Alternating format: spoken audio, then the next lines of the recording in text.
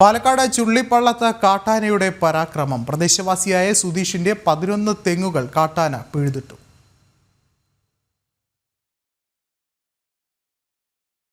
സംഭവിച്ചത് ഇന്നലെ വൈകുന്നേരം ഇന്നലെ രാത്രി 9 മണിക്ക് ശേഷമാണ് ഇത് സംഭവിച്ചിരിക്കുന്നത്. 12 തെങ്ങാണ് തട്ടിയിരിക്കുന്നത്. 12 തെങ്ങ്. അത് ഒറ്റ ആനയാണ്. അത് മതപ്പാടിലേക്ക് ആനയാണ് വന്നിരിക്കുന്നത്. ശരിക്കും നമ്മൾ ഫോറസ്റ്റ് ബൗണ്ടറിയിൽ നിന്ന് 5 കിലോമീറ്റർ ഉള്ളിൽ കയറി വന്നിട്ടാണ് ഇത്രയും അതിക്രമം ചെയ്തിട്ട് പോയിരിക്കുന്നത്.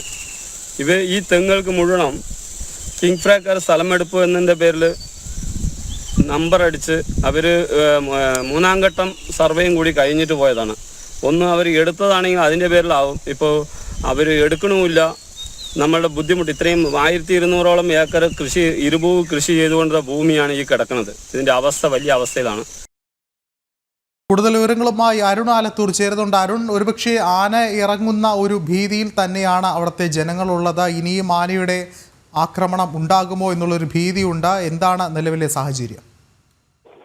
തീർച്ചയായും കഞ്ചിക്കോട് ചുള്ളിപ്പള്ളത്താണ് ഇത്തരത്തിൽ ജനവാസ മേഖലയിലേക്ക് കാട്ടാന എത്തിയത്. ഈ മേഖലയിൽ തുടർച്ചയായി കാട്ടാന എത്തി കൃഷി നശിപ്പിക്കുന്നു എന്നുള്ളതാണ് നാട്ടുകാർ പരാതിയായിട്ട് പറയുന്നത്. ഇപ്പോൾ സുധീഷ് എന്ന വ്യക്തിയുടെ കൃഷിയിടത്തിലേക്ക് ഇറങ്ങിയ ആന 12ഓളം തെങ്ങുകളും മറ്റുമാണ് നശിപ്പിച്ചിരിക്കുന്നത്.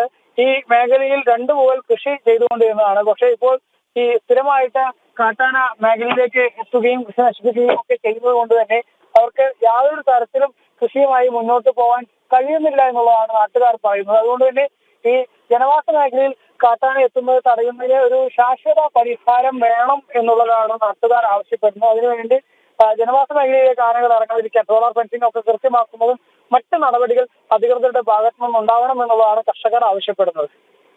ശരി, അരുണാണ് വിവരങ്ങൾ നൽകിയത്.